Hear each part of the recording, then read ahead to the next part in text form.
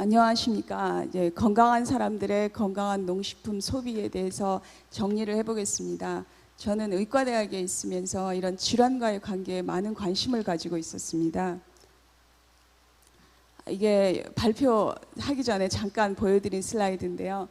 옆에 보는 저 쥐가, 노란 쥐가 건강해 보이지만 저기 유전자 변형을 통해서 고혈압, 당뇨, 고지혈증을 다 나타내도록 만든 유전자 쥐입니다. 근데 그 쥐한테 저렇게 바이타민 B12나 엽산, 베테인 같은 거를 많이 들어가 있는 사료를 먹이면, 그 쥐가 임신 중에 먹으면 저렇게 옆에 건강한 쥐를 만들어내는 걸 볼 수가 있습니다. 즉 다시 말해서 이런 것이 많이 들어가 있는 농식품 소비가 우리 유전자의 피노타입까지 변할 수 있다라는 결과가 되겠습니다. 이렇게 에피제네틱스 필드라는 이 학문 분야가 굉장히 많이 발달하고 있습니다. 그래서 농식품 소비가 이렇게 많은 변화를 일으킬 수 있다라는 것이 되겠습니다. 이런 내용으로 이제 연구 결과를 발표하겠습니다. 소비자 패널 문진표 조사를 통해서 조사 항목은 다음과 같습니다. 소비자 패널 문진표 분석 목적은 패널의 건강 및 생활 습관과 실제 식품 소비의 관계 분석을 통해서 건강한 식품 소비 방안을 제언하는 것이 목적입니다. 또 하나는 이런 소비자의 니드를 바탕으로 시장을 세분화해서 뭔가 제시할 수 있는 것을 목적으로 하고 있습니다. 패널 응답자의 건강 관련 통계입니다. 이 자료 보면은 좀 막연하지만은 다음 자료 보면은 국민건강통계에서 비만, 고혈압, 당뇨, 이상 지질혈증이 이렇게 많은 유병률을 보이고 있는 것에 비해서 저 파란 그래프 있죠. 파란 그래프가 진흥청 패널에 대한 결과입니다. 비만, 고혈압, 당뇨, 이상 지질혈증이 상대적으로 낮습니다. 그래서 본 결과는 비교적 건강한 사람을 대상으로 포커스가 맞춰져 있음을 말씀드리고자 합니다. 그래서 비만 및 만성질환 가구의 식품 소비 패턴 파악으로 농식품 소비 시장을 예측하고자 합니다. 가구 특성 및 생활 습관과 건강입니다. 이제 비만의 경우에 소득과 비만, 연령과 비만 중요한 파라미터입니다. 저소득일수록 비만 집단이 높게 퍼센트가 높은 것을 알 수가 있습니다. 고소득일수록 이렇게 관리를 잘 한다고 봐야겠죠. 정상 집단에 수렴하는 경향이 있고 연령대가 높아질수록 비만 비율이 이렇게 높아지는 것을 볼 수가 있습니다. 생활 습관과 비만입니다.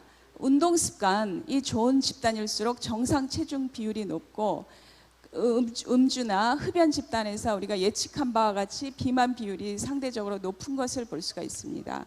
이런 이제 예측할 수 있는 결과를 얻었습니다.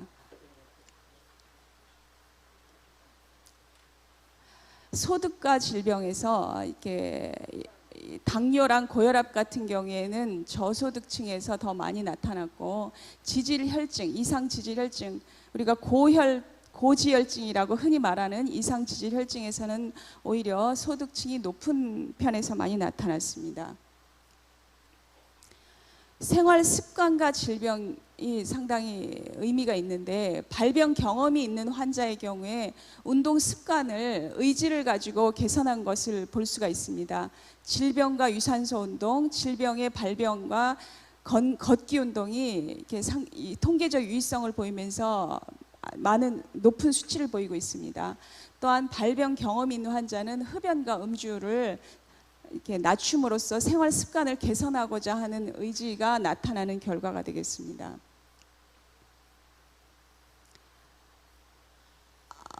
하지만 당뇨, 고혈압, 이상 지질혈증 모두 정상인에 비해서 과체중, 비만 비율이 이렇게 상대적으로 높게 나타나는 것 또한 확인할 수 있었습니다. 이제 여러분, 우리 많은 관심을 가지고 있는 식품 소비와 건강, 이게 연구 결과의 핵심이 되겠습니다. 식품 소비와 건강에서 가장 중요한 질환군을 4군으로 선정했습니다. 비만, 고혈압, 당뇨, 이상지질혈증입니다. 우리가 대사성 증후군이라고 포괄해서 말할 수도 있고, 현대인들이 많이 가지고 있는 유병률이 굉장히 높은 질환군이 되겠습니다. 그 중에 대표적인 게 비만인데요. 이제 아주 흥미롭습니다. 비만 집단에서 채소류의 소비가 비교적 높음을 알 수가 있습니다. 이게 통계적 유의성을 보이고 있을 때 이렇게 빨간색으로 이렇게 네모 박스를 쳤습니다. 그러니까 비만 집단의 채소류는 상대적으로 비교적 높은 걸 볼 수가 있고, 이 채소 소비를 늘리고 특히 이렇게 다양한 채소군에서 공통적으로 채소 소비가 늘어났음을 볼 수가 있으며, 무, 양파, 당근에선 특히 유의한 차이를 보이고 있음을 알 수가 있습니다.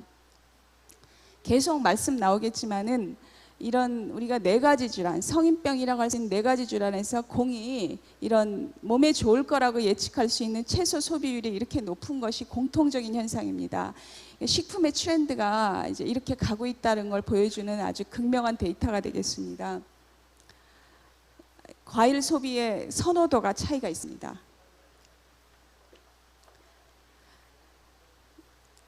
비만 집단은 닭고기, 돼지고기 소비를 많이 한다고 이제 결과를 얻었습니다.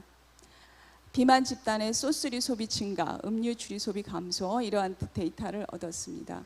또 하나 흥미로운 사실이 있습니다. 비만 원인 식품 중에 하나가 탄산음료를 대표적으로 들 수가 있습니다. 네, 저소득층 2인 이하 비만 집단 탄산음료가 인당 소비 금액이 높지만 2인 이하 비만 집단은 정상 집단 대비 탄산음료 소비를 줄였습니다. 탄산음료는 일단은 연령, 주부, 취업 여부, 운동 습관 등에 따라서 유의한 차이를 보지는 못했습니다. 또 하나의 비만 원인 식품은 아이스크림이라고 산정을 해보았습니다. 연령이 높은 비만 집단의 아이스크림 소비액이 정상 집단 대비 상대적으로 높은 것을 알 수가 있습니다. 비만 원인 식품 소비 패턴에서 3가지의 세 번째 것에서 육류입니다. 육류는 2, 3분위 비만 집단, 소득순위 2, 3분위 비만 집단은 정상 집단에 비해서 인당 육류 소비액이 높은 것을 알 수가 있었습니다. 이게 3개의 비만 초래하는 식품에 대한 소비 패턴을 분석해 보았고, 다음에는 비만 개선 식품 소비 패턴입니다. 채소입니다. 비만에서 2인 이하 가구의 인당 채소 소비액이 높은 편입니다. 2인 이하 비만 집단 채소 소비액이 가장 높다고 이제 통계적 수치로 나타나 있습니다. 즉 다시 말해서 채소의 소비 패턴은 일관적으로 높다라고 확인할 수 있으며, 이게 이제까지 조사한 결과를 간단하게 요약해 보면 비만 집단은 비만 원인 식품의 소비를 줄이지 않는 경향을 보이는 반면에 비만 예방에 도움이 된다고 다 알려져 있잖아요. 그래서 이런 상식선에서 채소류 소비액이 상대적으로 굉장히 높은 것을 알 수가 있습니다. 또 하나는 본인 섭취 목적의 식품 구매 가능성이 높은 2인 이하, 1인 아니면 2인 이하, 2인의 가구에서는 비만 집단일수록 탄산음료 소비는 줄이고 채소류 소비는 늘어났습니다. 2인 이하 가구에서 비만에 의한 식품 구매 변화가 더 잘 나타나서 향후에 2인 이하 가구의 소비 패턴에 더 주목해야 될 가치가 있다고 보아집니다. 두 번째로 고혈압군입니다. 고혈압은 채소류와 곡류 소비를 늘리고 있습니다. 아까 비만과 동일하게 대부분의 채소 품목의 구매를 많이 하는 것으로 나타나고 있습니다. 비만과 고혈압이 채소의 선호도가 굉장히 높은 것을 이번 패널 조사 통해서 확인하였으며, 이제 이것에 대해서 명확한 해석은 하긴 어렵습니다. 하지만 고혈압은 단감 소비는 늘리고 키위 소비는 줄이는 것으로 저희 결과에서 나왔습니다. 고혈압 집단의 곡류 소비는 대체로 증가하는 경향을 보이고 있습니다. 고혈압 집단은 닭고기 소비는 늘어나는 경향을 보이고 있고, 가공식품 경우에는 이렇게 유의성 있게 감소한 것을 확인할 수 있습니다. 가급적이면 가공식품을 섭취하지 않으려고 하는 경향을 분명히 나타나고 있습니다.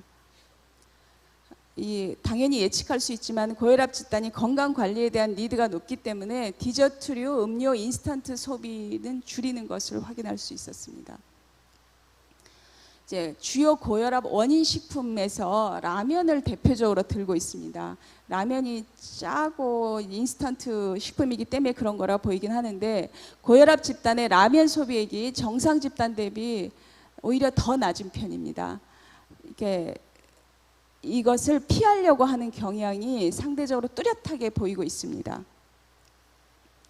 하지만 특이한 게 하나 있습니다. 짜게 먹는 식습관에 대해서는 오랫동안 한국인의 고혈압 유병률이 왜 높은가가 짜게 먹는 식습관에 대해서 오랫동안 주목해 왔습니다.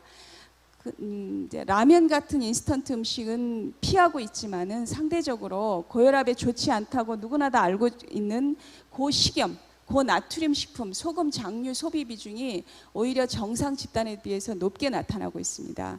그러니까 채소를 선택하고 라면을 기피하고 소비자의 니드가 변해고 있고 소비자가 적극적으로 노력을 하고 있지만은 짜게 먹는 식습관까지 바꾸는 것은 상당히 어려운 것을 알 수가 있습니다. 더구나 유산소 운동을 하지 않는 집단, 특히 운동할 시간이 없거나 운동할 의지가 없는 군에서는 소금 장류를 정상에 비해서 더 많이 소비하는 것을 알 수가 있습니다. 이 부분을 흥미롭게 생각하고 있습니다. 고혈압 개선 식품의 소비 패턴에서 채소입니다. 계속 이어서 말씀드리고 있지만은 채소가 상대적으로 소비를 많이 하고 있으며 전업주부 고혈압 집단의 채소 소비 증가폭이 상당히 큽니다. 또 하나는 걷기 운동을 하지 않을수록, 그러니까 시간이 없거나 상대적으로 이렇게 운동을 안 할수록 운동하는 여건이 안 되는 경우에 채소 소비를 늘리는 경향이 있습니다. 요약해 보겠습니다. 결국 고혈압 환자에서는 라면에 대한 소비를 줄이고는 있지만은 소금 및 장류 소비에 대해서는 줄이지 못하고 있습니다. 여기에서 우리가 한번 생각해 봐야 될 게, 고혈압 예방에 좋은 채소류 소비는 취업주부, 운동을 적게 하는 집단에서 소비 증가가 더 크게 나타나고 있습니다. 그러니까 생활 습관 개선이 어려운 집단, 바쁜 사람들, 이런 집단에서는 질병에 좋은 식품에 대한 니드가 더 크다고 볼 수가 있겠습니다.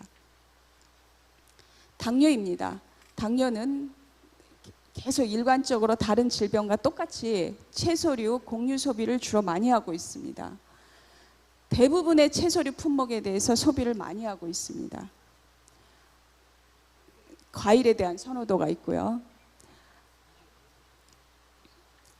대체로 육류 소비를 줄이는 경향이 있습니다. 당뇨병은. 그리고 공이 여러 가지 질환 다 그렇지만은 가공식품 소비를 적게 하려고 하는 경향이 뚜렷합니다. 당뇨병 집단에서는 빵 소비 감소가 뚜렷하고 고소득층의 당뇨병 집단 소비는 더 많이 줄어들었습니다.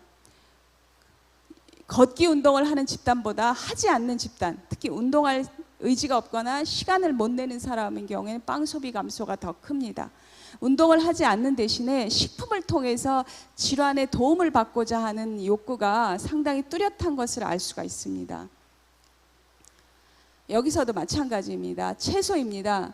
걷기 운동을 하지 않을수록 채소 소비를 늘리는 경향을 보였습니다. 운동할 시간이 없고 여건이 안 되는 사람은 식품에 대한, 몸에 좋을 거라고 생각한 식품에 대한 요구가 상대적으로 높은 것을 여러 결과를 통해서 일관성 있게 도출되고 있습니다. 계속 말씀드리지만 생활 습관이 어려운 집단, 생활 습관 개선이 어려운 집단에서는 질병에 좋은 식품에 대한 니드가 증가하고 있고, 이렇게 맨 밑에 취업주부 같은 경우는 제일 바쁜 그룹입니다. 일반 이제 취업 직장인이랑은 또 다르죠. 이중의 일이 있기 때문에 취업주부의 경우에는 제일 곤란한, 운동할 시간도 없는 그런 그룹인데 간편하게 섭취할 수 있는 채소류에 대한 니드가 상당히 높다라고 결과가 나왔습니다. 마지막 이상 지질혈증, 우리가 흔히 말하는 고지혈증이죠. 이상 지질혈증은 HDL 같은 좋은 콜레스테롤 같은 경우는 낮은 게 포함되어 있기 때문에 이상 지질혈증이라는 용어가 적절한 것 같습니다. 이상 지질혈증은 우리 흔히 알고 있는 고지혈증입니다. 이상 지질 혈증은 채소류 소비에서 유의한 차이를 보이고 있습니다. 역시 마찬가지입니다. 대부분 채소 소비를 늘리고 있습니다. 과일도 공이 다 거의 대부분 증가 추세를 보이고 있고 곡류 소비를 많이 하고 있습니다. 이상 지질 혈증 집단은 돼지고기 가공식품 소비를 줄이는 경향, 가공식품을 특히 피하는 경향을 보이고 있습니다. 주류 소비를 줄이고 있고요. 취업주부, 제일 바쁜 그룹에서는 육류 가공식품 감소 폭이 더 큰 것을 확인할 수 있습니다. 운동을 적게 하는 또 그룹에서 더 건강관리에 관심이 많기 때문에 주류 소비 감소까지 나타나고 있습니다. 채소입니다. 전업주부 당뇨 집단 채소 소비 증가폭이 크다고 나오고 있습니다. 스스로 요리할 수 있는 그런 전업주부에는 오히려 채소 소비 증가폭이 더 크고요. 걷기 운동을 하지 않을수록 채소 소비를 늘리는 경향을 보이고 있습니다. 요약입니다. 4가지 질환이 거의 비슷하지만은 이상 지질 혈증 역시 생활 습관 개선이 어려운 집단에서는 질병에 좋은 식품, 채소 같은 것을 늘리려고 하는 니드가 유의성 있게 증가하고 있음을 확인할 수 있습니다. 여기서도 마찬가지로 취업주부의 경우에 간편하게 섭취할 수 있는 채소류에 대한 니드를 확인할 수 있었습니다. 결론 및 시사점이 되겠습니다. 가족 구성원의 질병이 가구 전체 식품 소비에 미치는 영향을 확인하였으며 일관적으로 비만 및 만성질환 집단의 채소류 소비 증가를 확인할 수 있었습니다. 전업주부, 유병 집단, 채소류 소비가 크게 증가하고 있습니다.